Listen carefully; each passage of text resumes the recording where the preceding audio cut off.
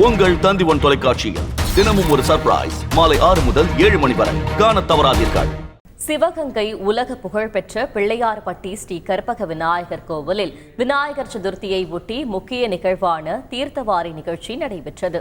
மூலவரும் உற்சவரும் சிறப்பு அலங்காரத்தில் எழுந்தருளிய நிலையில் விநாயகரின் அங்குச தேவருக்கும் சிவனின் அஸ்திர தேவருக்கும் 11 வகையான திரவியங்களுடன் அபிஷேகம் செய்யப்பட்டு தீபாராதனை நிகழ்ச்சியோடு 3 முறை குளத்தில் மூழ்கி எழுந்த தீர்த்தவாரி நடைபெற்றது. இதில் ஆயிரக்கணக்கான பக்தர்கள் நீண்ட வரிசையில் காத்திருந்து சுவாமி தரிசனம் செய்தனர். பிள்ளையார் பட்டியை கும்பிட்டா, கற்பக விநாயகரை கும்பிட்டா நம்மளுக்கு நிறைவேறாது எதுவும் கிடையாது. நல்லபடியாக எல்லாமே நடக்கும். நான் மாதம் வந்துடுவேன், கருத்துக்கு சங்கடகர சதுர்த்திக்கு வந்துடுவேன். இதுக்கு நான் வந்துடுவேன். போன வருஷம் காலையிலே வந்துட்டு போயிட்டு இன்னைக்கு கொஞ்சம் கூட்டமாக இருக்குது. இன்னும் நிறைய கூட்டம் வரும். கும்பிட்டா நல்லா இருக்கும். நாங்கள் படிக்கிற நண்பர்கள் எந்த ஒரு காரியம் ஆரம்பிக்கிறதாலும் பிள்ளையாரை கும்பிட்டு தான் ஆரம்பிப்போம். அது எங்கன்னு கிடையாது, நாங்கன்னு கிடையாது, எங்கள் முன்னோர்களும் அப்படி தான் என்ன செய்வாங்க. அப்போல்லாம் பார்த்தா சாணியில் பிள்ளையார் பிடிச்சி அதை கும்பிடுவாங்க. விநாயகர் சதுர்த்தியப்போ வருஷம் விநாயகர் கோயிலுக்கு வந்து சாமி கும்பிட்டு போவோம் சார். ரொம்ப சந்தோஷமாக இருக்கும், நல்லாயிருக்கும்.